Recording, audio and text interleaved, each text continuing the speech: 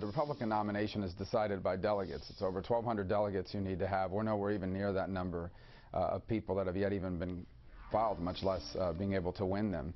And in that sense, the votes that are happening between now and the 15th, before the 15th, all these states are awarding delegates proportionally. It's not based on how many states you win. It's based on how many delegates you picked up. All right, and it's a good point on the part of Marco Rubio. He later went on to say, look, you could win a big state, delegates there, and all of a sudden it's even Stevens again. He's right on that, but he has yet to win a big state himself, still early in the process. So this idea that you win delegates along the way in this proportional voting, how long does that hold water? Presidential historian Doug Wead on that. Doug, what do you think of that? Eventually, whether you're Cruz or you're Rubio, you can't just be picking up delegates. You got to be running ahead of the guy who's picking up more delegates than you, right? Yeah, that's right. There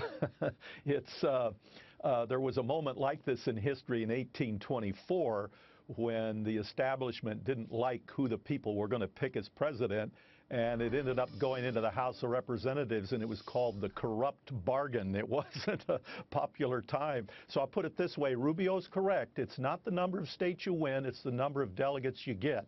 But if that means, as some suggest, that Rubio could cobble together a delegate solution and win the nomination, even though Trump wins a bunch of states going into it, that nomination wouldn't be worth having because the American people or the Republicans would be very upset. You know, as you know, there's a full court press on right now, Doug, to stop Donald Trump from getting that nomination. So the pressure on these other candidates to start picking up some states, to your point.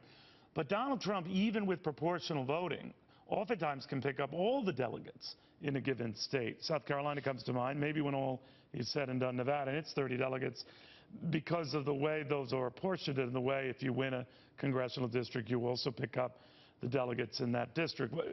So could proportional voting actually disproportionately help Donald Trump in those circumstances?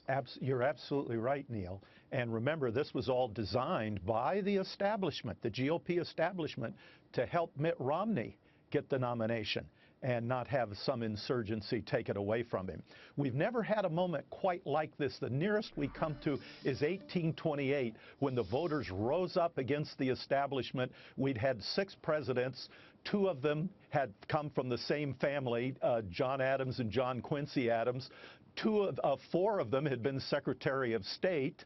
They all were Episcopalian. They all lived on the East Coast.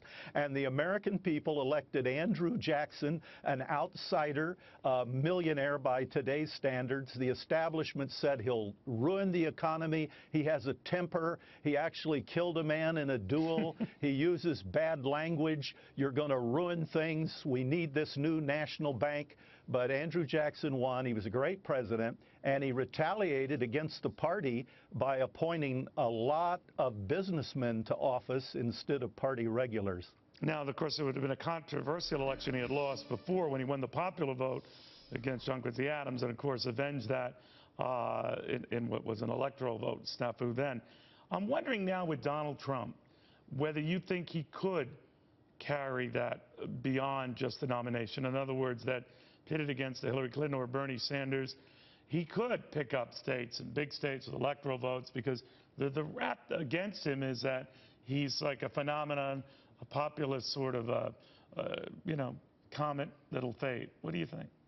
Yeah, I'm not so sure about that. You know, I had supported Rand Paul for president, and he was beating Hillary Clinton in national polls, but he couldn't get anywhere for the nomination. So first you got to get the nomination. And it's almost like an actor. You say, well, he's good at comedies. He would make a poor villain. He's not a good.